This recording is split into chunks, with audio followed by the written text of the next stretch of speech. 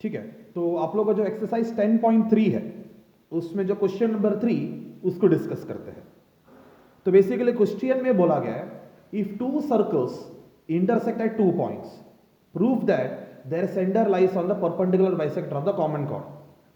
ये देखो, जैसे हम हर क्वेश्चंस में करते थे, इसका लॉजिक समझने की कोशिश करते हैं हम लोग, ठीक है, क्योंकि कोई भी क्वेश्चन हो एक बार उसका लॉजिक समझ में आ जाए उसको सॉल्व करना बहुत ही इजी है।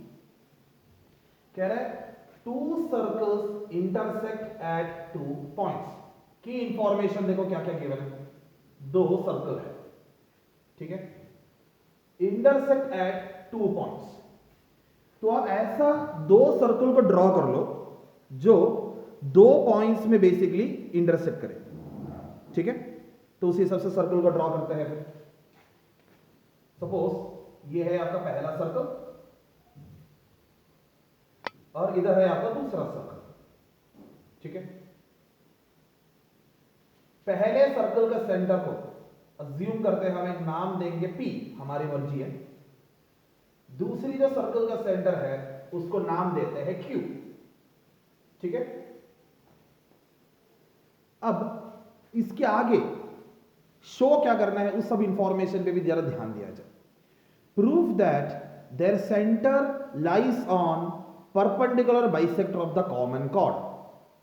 तो यहां पे एक वर्ड है कॉमन कॉर्ड, उसको समझा जाए।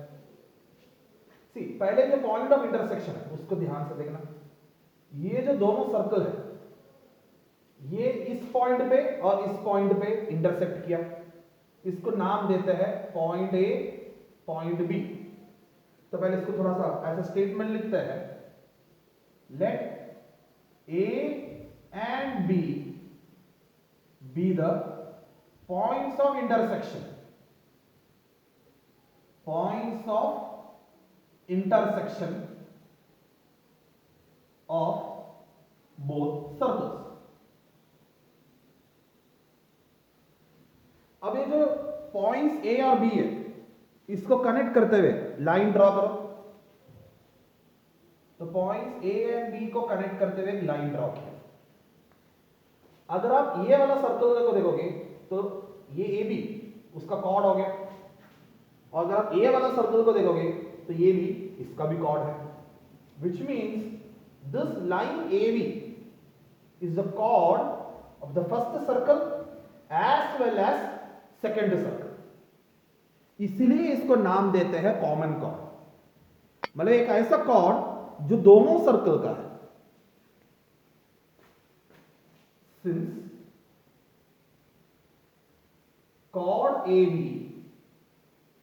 belongs to both circles, it is called common chord, ठीक है।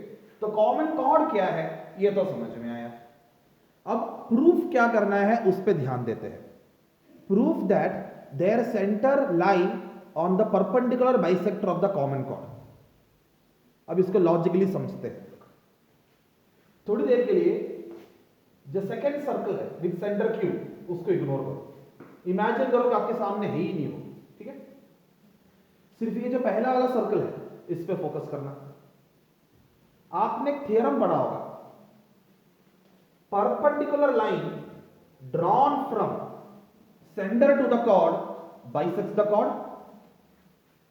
तो हम क्या करेंगे, एक परपेंडिकुलर लाइन ड्रॉ करते हैं और इसको एक नाम देते हैं C, ठीक है। PC is the perpendicular bisector from the center P to the chord AB. PC is perpendicular bisector. PC is perpendicular bisector from center P to chord A, ठीक है। अब परपेंडिकुलर बाइसेक्टर है ऐसा हमने क्लेम किया है। बाइसेक्टर का मतलब क्या है, जो दो इक्वल पीसेस में ब्रेक करे। Therefore AC is equal to BC, or in short C is midpoint of AB। ठीक है, इसको हम हाईलाइट कर लेते हैं ताकि हमारा फोकस उसी पे है। थोड़ी देर के लिए अज्यूम करते हैं कि जो पॉइंट Q से आप जब परपेंडिकुलर ड्रॉ करोगे ये कहीं और जाके मीट करेगा।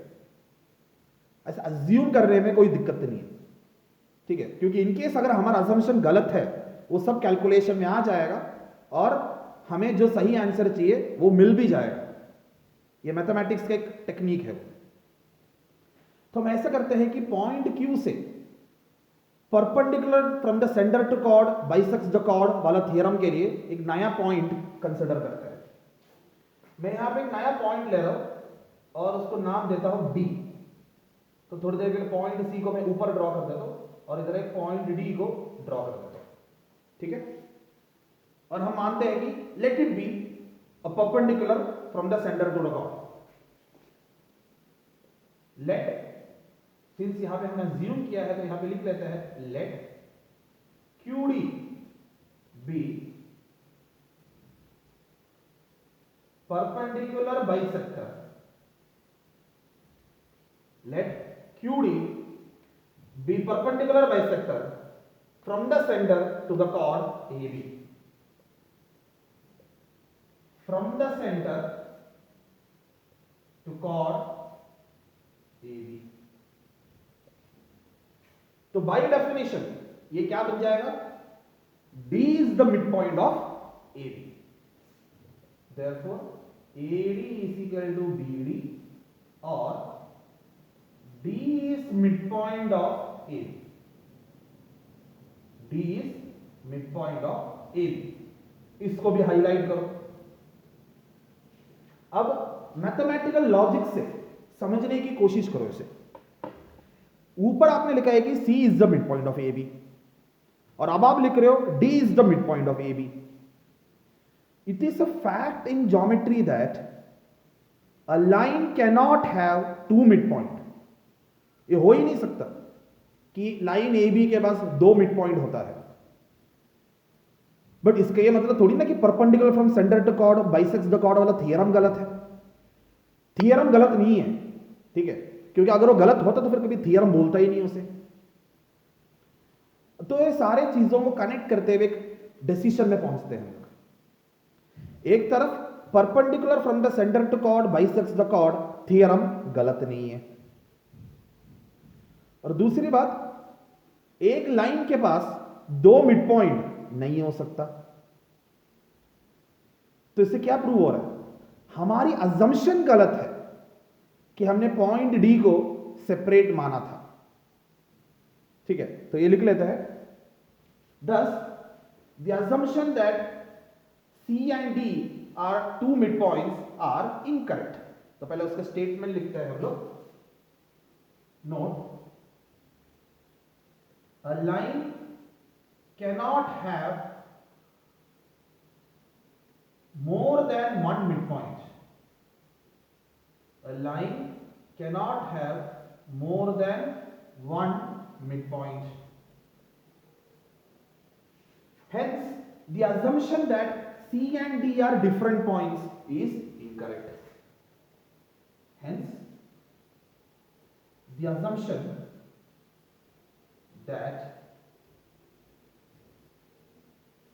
C and D, the assumption that C and D are different points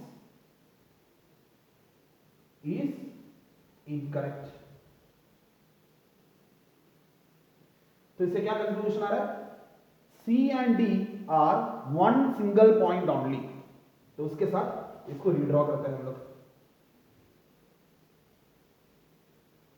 ये जो हम लोग ने परपेंडिकुलर ड्रॉ किया था इसको रीड्रॉ करते हैं। तो जो लाइन में P to C perpendicular bisector है वही लाइन है Q to C perpendicular bisector, ठीक है। तो जो परपेंडिकुलर बाइसेक्टर आप P से ड्रॉ करोगे कॉर्ड AB के लिए वही सेम परपेंडिकुलर बाइसेक्टर का दूसरा हिस्सा है from Q to chord A B. तो इसे क्या क्लियर दिख रहा है? P and Q lies on the perpendicular bisector of chord AB। यही तो प्रूफ करना था आपको। तो लास्ट में कंक्लूजन क्या आएगा? Hence PQ is perpendicular to AB। Last में कंक्लूजन लिख लो। Hence the centers, ये पूरा स्टेटमेंट ही लिखना है आपको। If two circles intersect at 2 points, then their centers lie on the perpendicular bisector of the common chord। Hence, if two circles intersect at 2 points, if two circles intersect at 2 points, then their center lies on the perpendicular bisector of the common chord। Then their center lies on perpendicular bisector of common chord।